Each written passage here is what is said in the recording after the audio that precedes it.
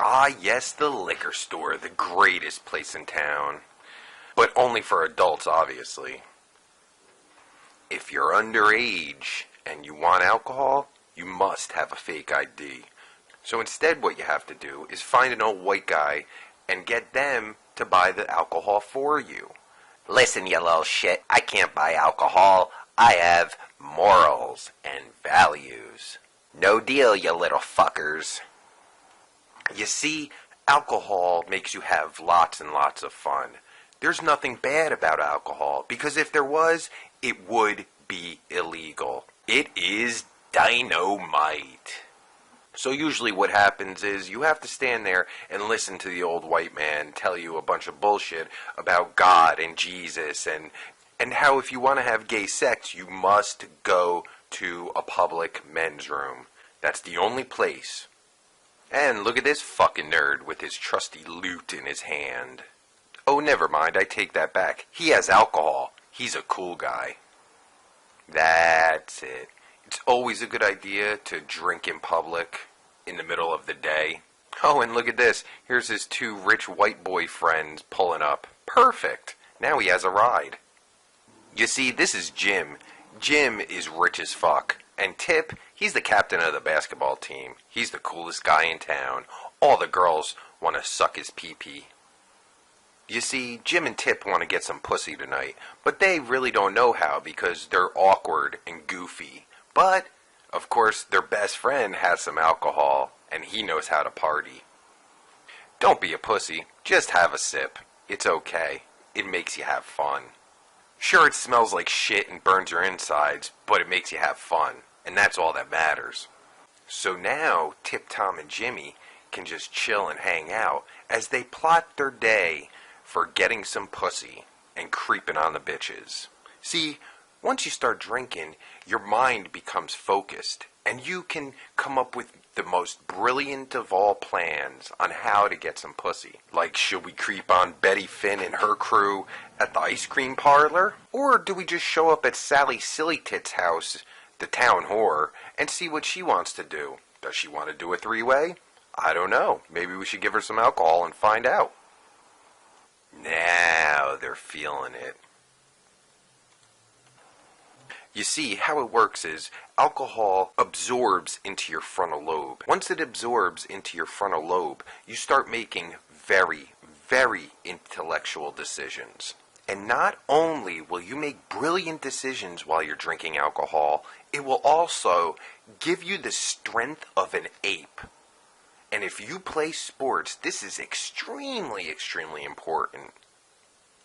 And here you see Frank taking a nap. It's always best to take a nap before you go creeping on the honeys. And while your friend is resting, it's always fun to just make fun of him and crack jokes at his expense. And one of the best parts of alcohol is you get to have fun dreams. We all know dreams don't always make any sense. For instance, Frankie having a dream about sleeping on the sidewalk. Apparently, that's how Frankie likes to party. He likes to sleep on the sidewalk or pretend to sleep on the sidewalk so he can look up girls' skirts. A great place to drink is the cemetery. A lot of people enjoy drinking at the cemetery. It has very good ambiance.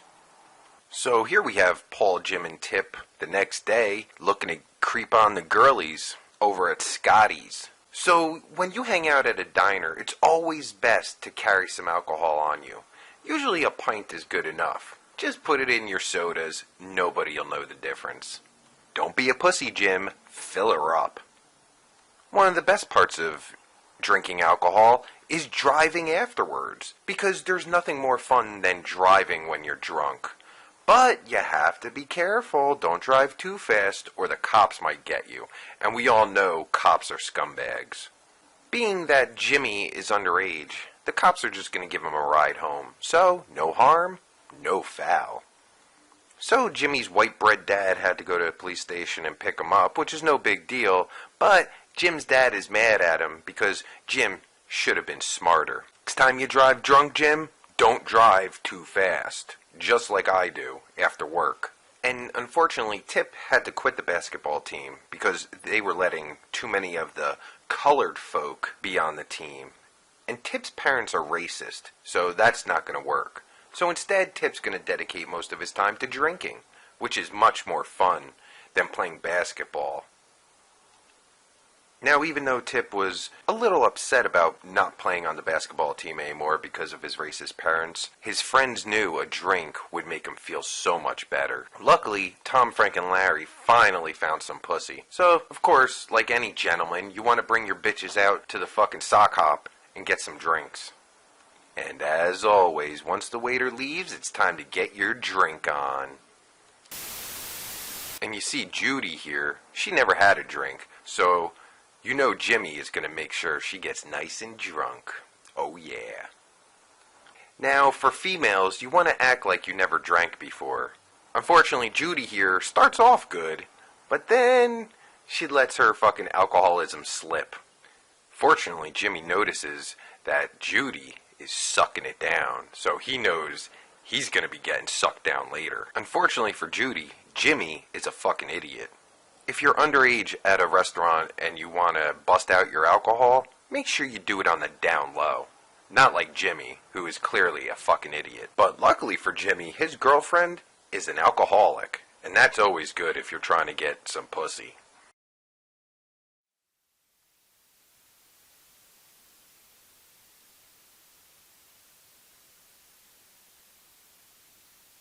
Oh, just look at Judy, dreaming of wieners in her mouth.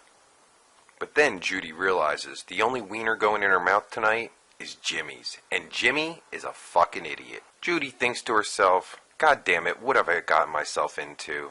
So Judy says fuck it, and let him stick it in her here. Jimmy clearly likes this idea, and does not mind banging his girlfriend in front of everyone. So after watching that bang session, they decide to go on a nice, friendly drive down the street. And at this time, Sally Spunklicker decides to take a nap. Which is kind of weird, but it's her life. Jimmy can't even believe Sally wants to take a nap at this point. But Jimmy doesn't care, because he's having fun. Uh-oh! Some psychopath just pulled out in front of Jimmy. Luckily, Jimmy has the reflexes of a panther and can stop right in front of the wall. Unfortunately, Sally is a drama queen and hits her head on the dashboard. Oddly enough, Sally's still sleeping during all of this. And being that Sally is a privileged white girl from the north side of town, she gets a fun ride in the back of an ambulance.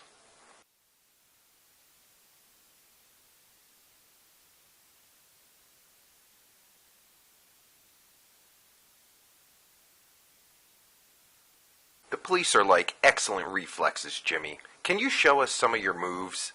Jimmy shows the officers his stealth way of pointing at someone from across the room. Officer Dingleberry tells him, wow, Jimmy, that's so awesome. I love it. And now Jimmy shows the officer how to stretch his back without bending his knees. Kip and Wiley are over here telling this cop about a cool new club that they found the other night where there's plenty of bitches at. The cop is very interested because he wants to go to the club because this cop loves bitches. And here we have a clickbait title from a news organization just trying to get views from people with this fake headline. And here we have Kip being approached by a manager who saw someone playing his lute at the local club that wants to sign him to a contract. And now that Kip's a star, he likes to go out and hang out on the Ave and creep on the honeys and find the nudie booths and strip clubs.